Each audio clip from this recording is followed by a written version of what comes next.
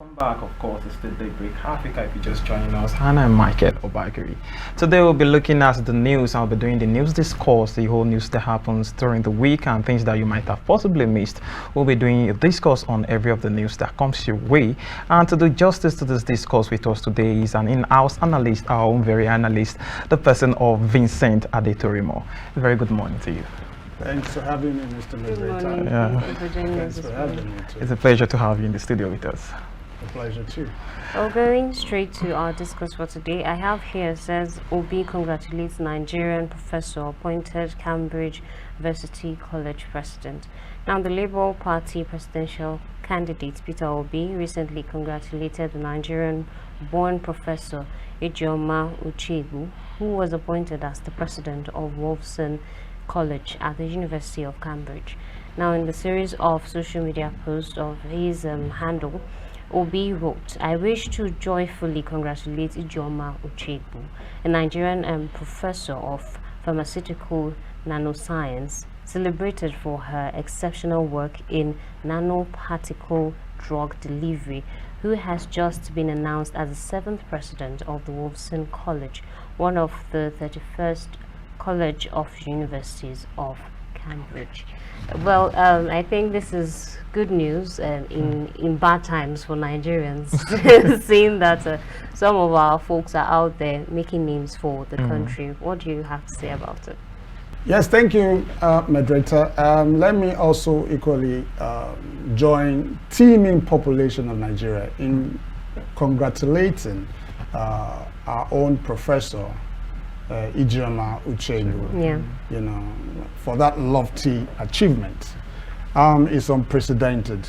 Come to think of it, you see, Nigeria has quite sizable amount of technocrats, intellectuals that abounds everywhere, all over the world, and that they do quite well in all their respective fields and their endeavors. And so, on that note, I'd like to congratulate Professor Ijeoma Uchebu. Pardon me, I hope I'm not murdering that name. Because you're doing your best with yes, the name. I'm doing my best to pronounce the name anyways, it's not my fault. Sure. So, it's a great achievement, for Nigeria and Nigerians as a whole.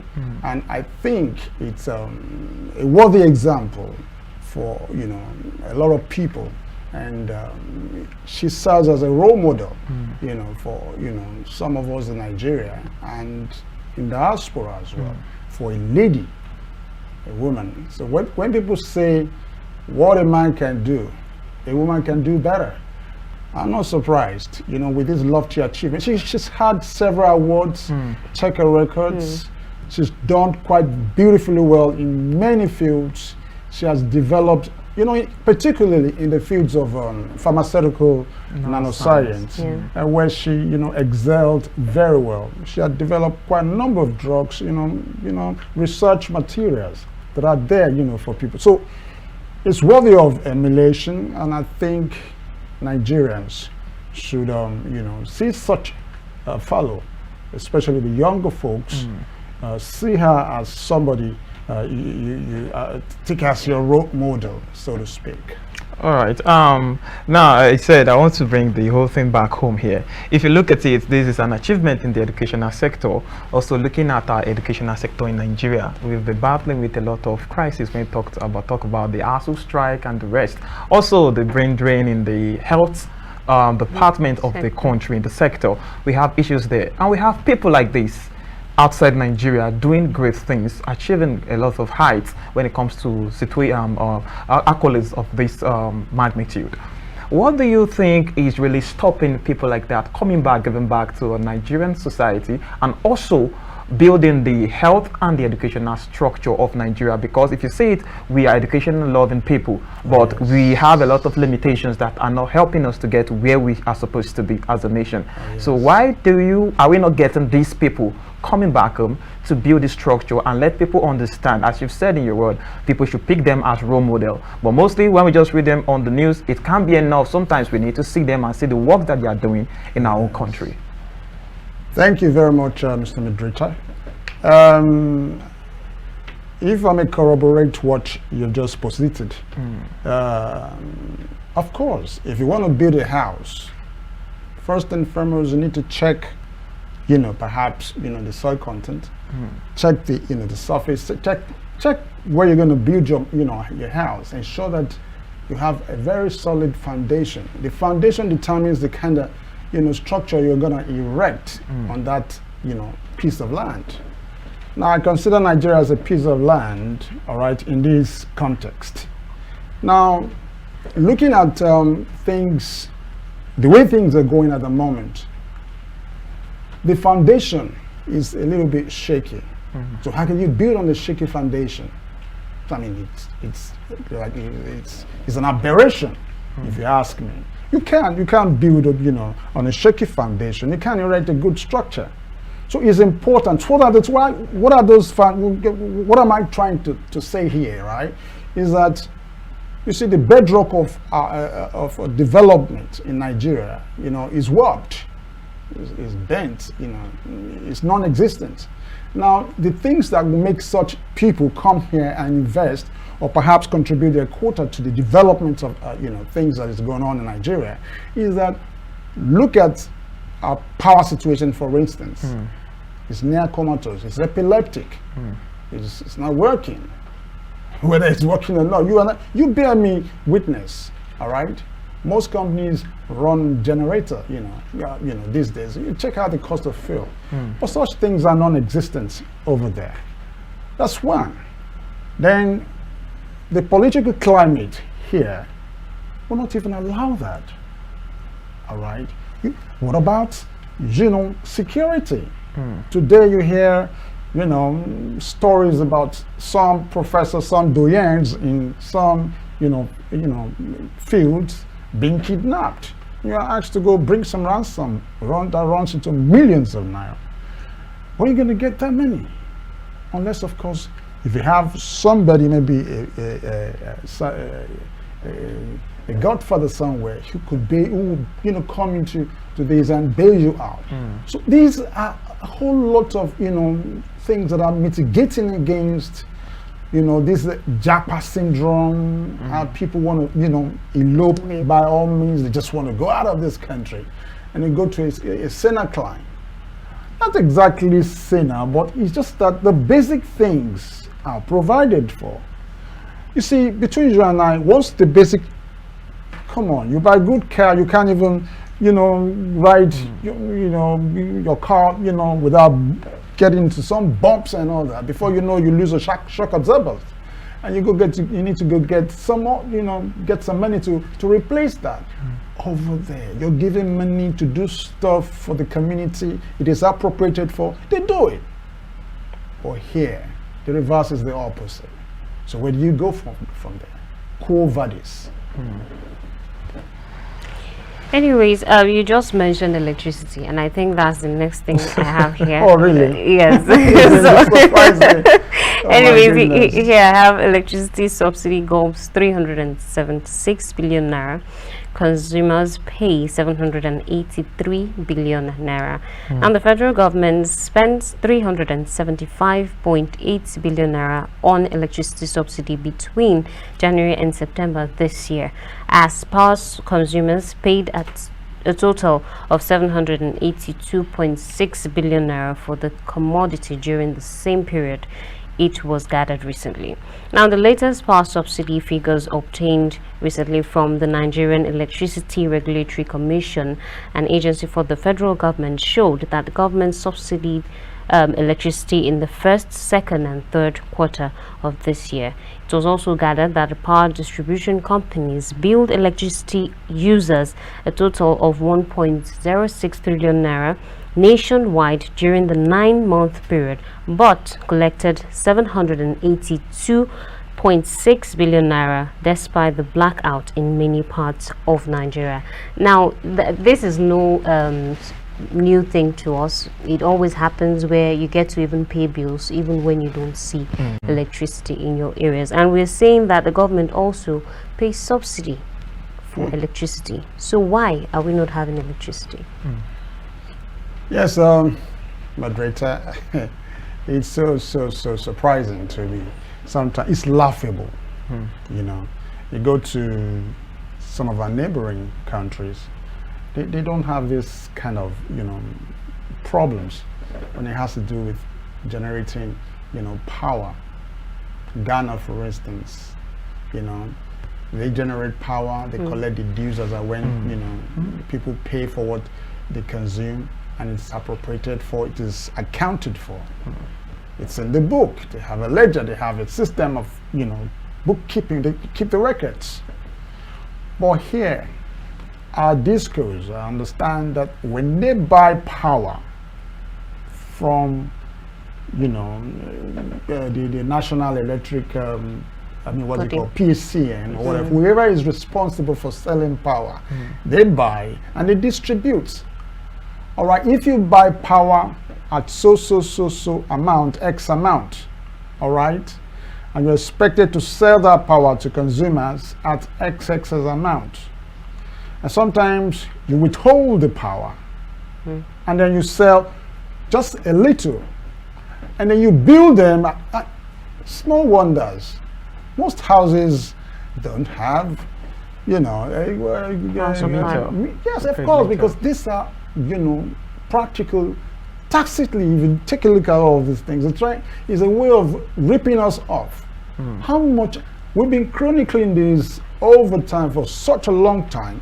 Why is it so difficult to manufacture electric meters so that people can use it? You pay for what you consume. Here, we pay for what we don't consume.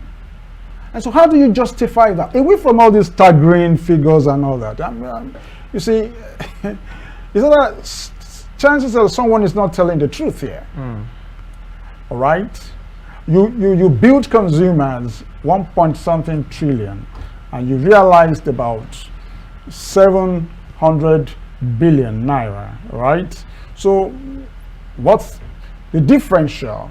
Where are they going to get that from? Who is not paying? I also even understand that some federal government parastatals don't pay their electric bills. It's such a shameful experience. It's such a terrible thing. Why would they not pay? Chances are that some people have been given that money but decide to pocket it. You get what I mean? But you just can't do that. You go to jail. I was having a discussion with the electricity provider worker some days back, and I asked the question, just like I knew this was coming. I said, how do you people calculate giving the bills to people that do not have prepaid meters or do not have any kind of meters? And he said they use what they call calculation, that they will ask if the amount of flats they do have in the place and the amount of heads present in that house, and they do it. And I was like, this is not right. This is supposed to be a situation of accountability, knowing the numbers. What if these people are not at home? You just feel like they are at home, so we are going to give them. So now we have situation of accountability, not just in the electricity department of the nation, also in every other parastatus. Sure. So is it a thing that we can say at this point we don't have a light at the end of the tunnel when it comes to a situation like this? You also made mention in the previous question that we did ask you about companies not coming into the country because we have epileptic power supply. We have also a lot of situations that are also really pushing investors out of the country at this point, talking about security and everything. But with this kind of exuberant fee being paid to subsidize electricity, and we are still in this situation, what happens to accountability in our nation?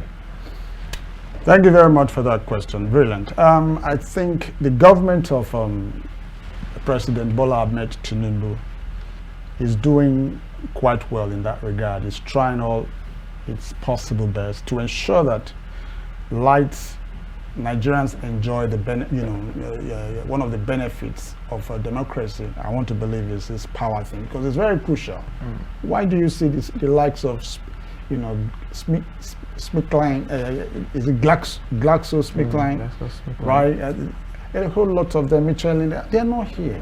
They've all eloped, gone back to where they can have power. Anyway, I want to believe that the government in place today is doing something pragmatic in that regard. Come this December, I think some of the discos, I read in the papers that their licenses will be withdrawn and perhaps given to other people, or perhaps, sell it to someone who is, more vibrant, ready to work and all that. And then again, I also understand that they're trying to decentralize the discos, especially, take for instance in Ondo State. All right, the headquarters of disco in Ondo State is in Benin. What does Ondo State has to do with Benin? It should be autonomous, so that there be proper accountability. Who do you hold responsible if your area, is deprived of the need for electricity? Do you have to travel all the way from Ondo to Benin when you can easily go from your place to the state capital, or wherever they are situated or domiciled? You don't have to travel that far. All right. So the government is doing something, right now to ensure that this particular sector is decentralized, such that everybody can, if you have problems, you can easily walk into the office and tell them exactly. But paramount, quite to me, something that needs urgent attention, if you ask me, as a matter of expediency, is the manufacturing of, and distribution of electric meters to all houses. What happens to, if government decides to subsidize this? You pay for what you buy. You just like what's it called? Your recharge card. You buy a recharge card and you load it to you, and then if you exhaust it, you go buy another one. That's proper accountability. Now, if you don't have electric meter, how do you account for your consumption? So why would I hear government subsidize this, government subsidize that? Someone is not being sincere. How much does it cost to subsidize? Get a company, if you have to bring them in here to Nigeria to start. They have it, but it's not working.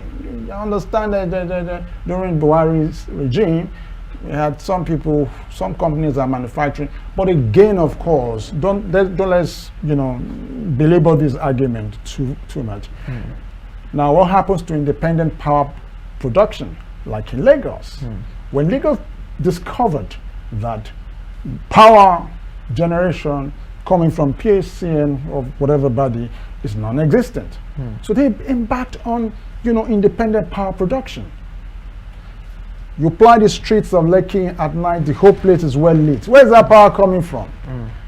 And again, of course, when there's no light, dark places is a place, where, people of, questionable characters hibernate.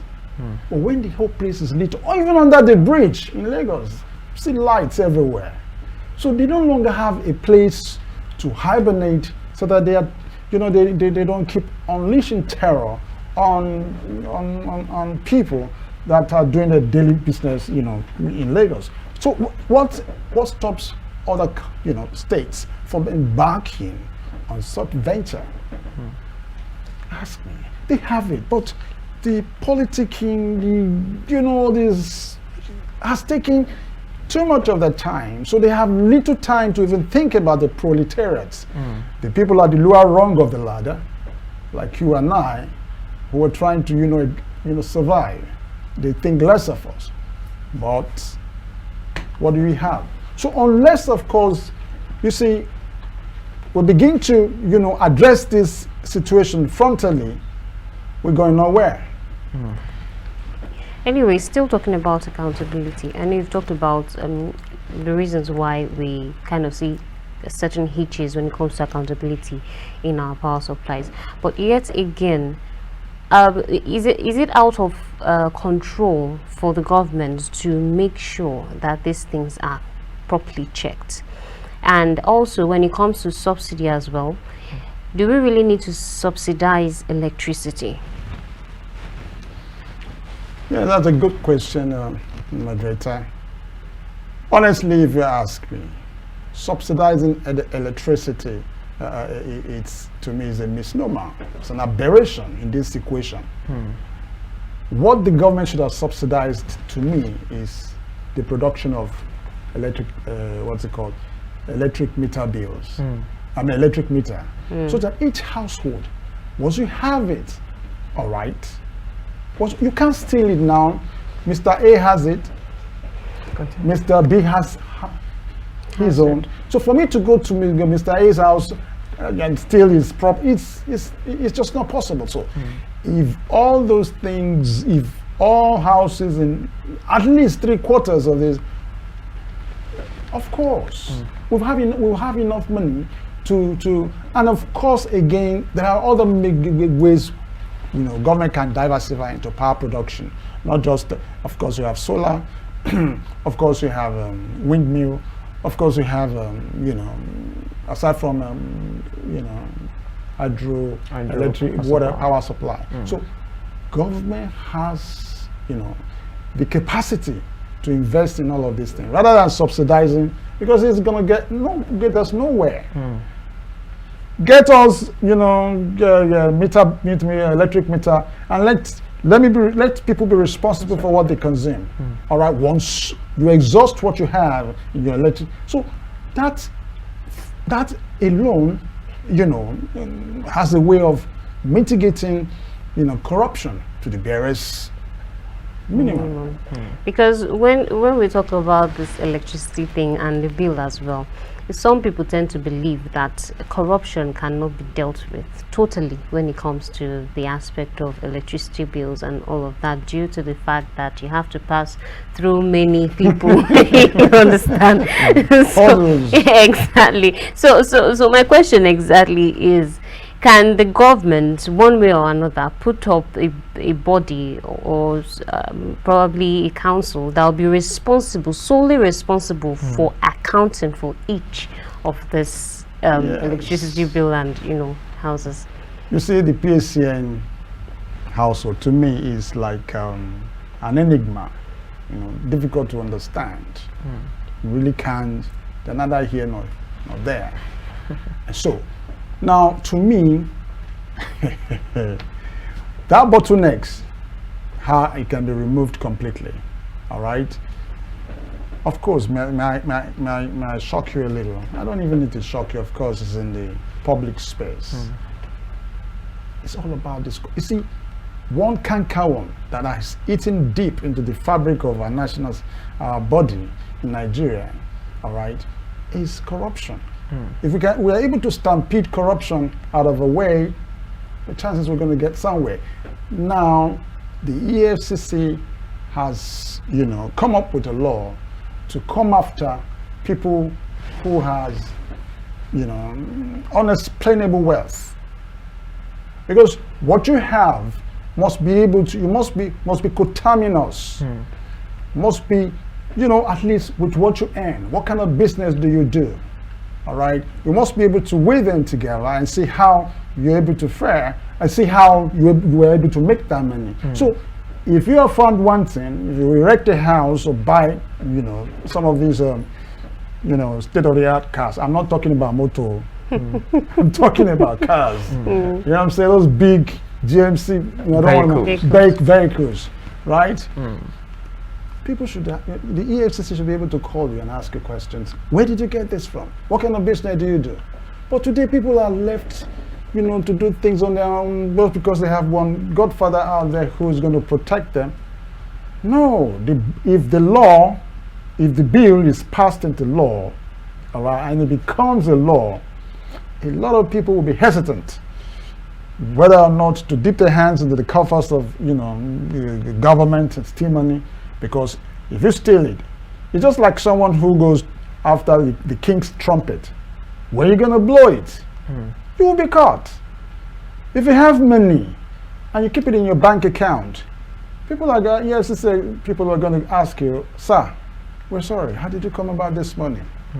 Of course, when you start fidgeting and you're like, with your hands up, already you're in the net. So people, it will, in a way, we can only ameliorate it, in stages.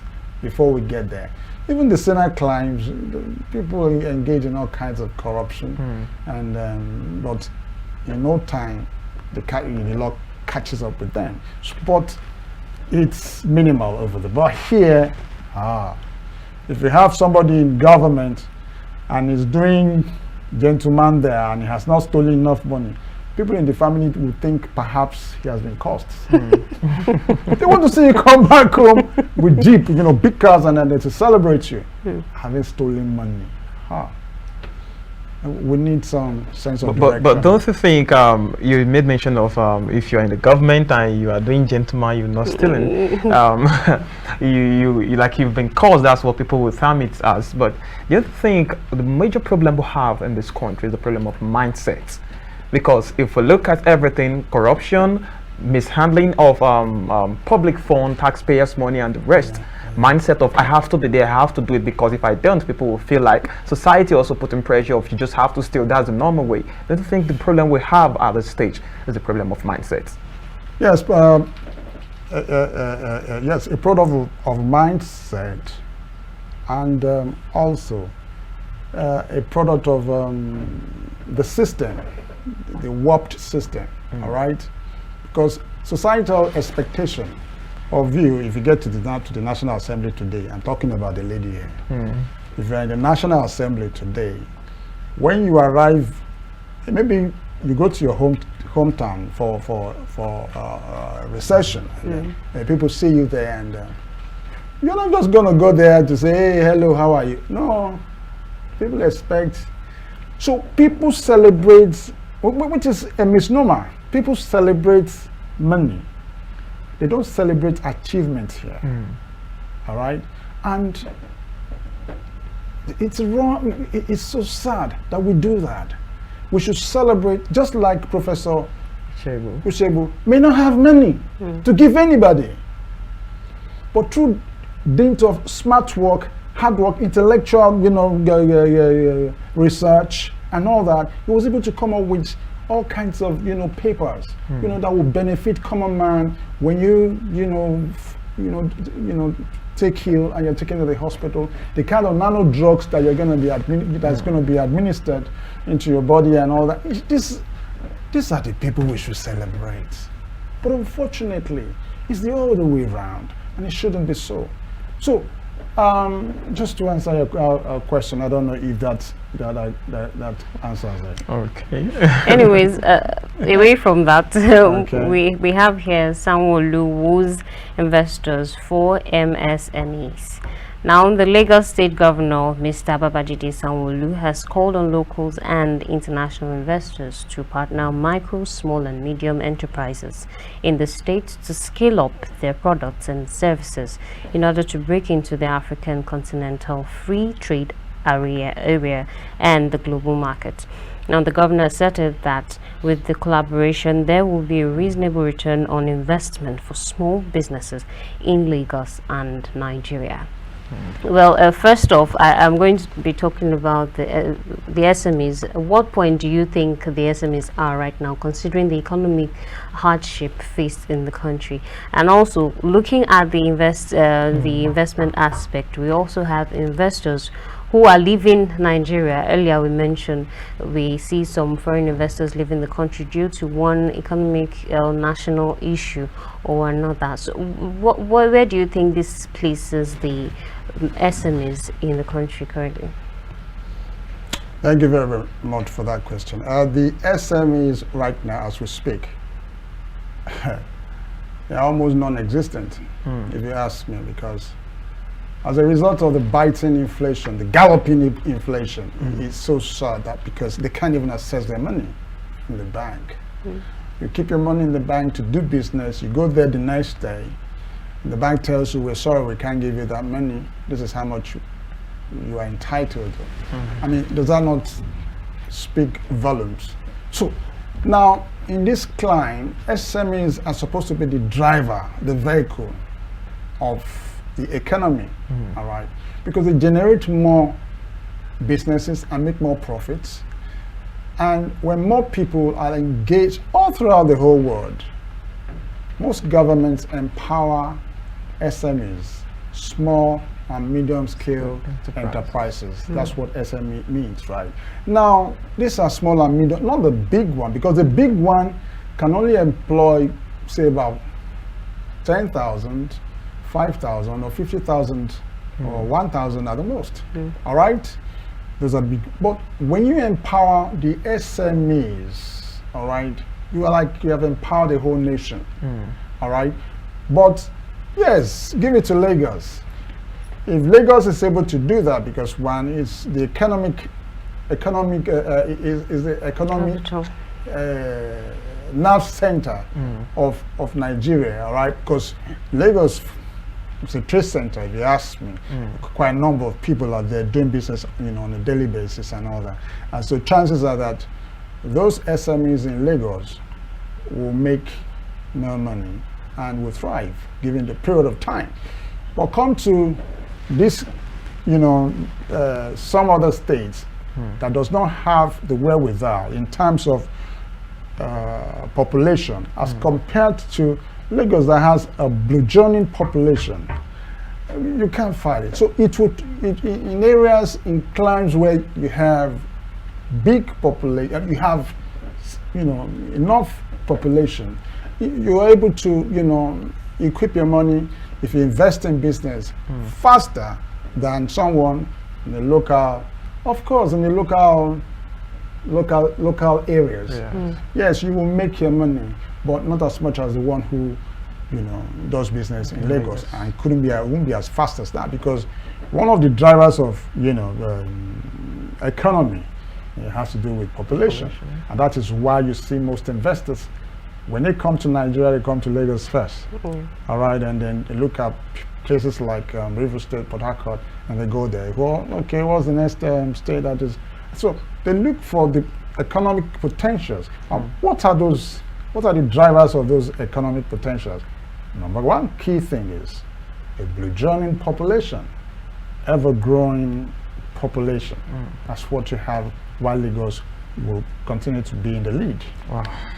Well, just in a minute, because we're out of time, how do you think the government could tackle this issue of investors not gaining more interest in coming to Nigeria to invest, considering the state of our economy? Yes, it's not far-fetched.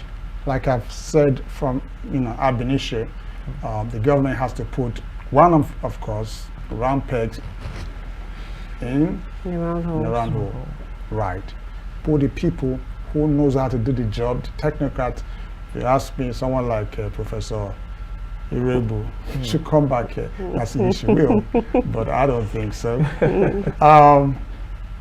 Now, some of these Japa people, our children, they think, but I tell you, very soon, Nigeria is going to be one of the nations to be celebrated, because Nigeria is doing everything humanly possible. I believe the government of Tinubu is doing, everything humanly possible to ensure that life becomes more meaningful.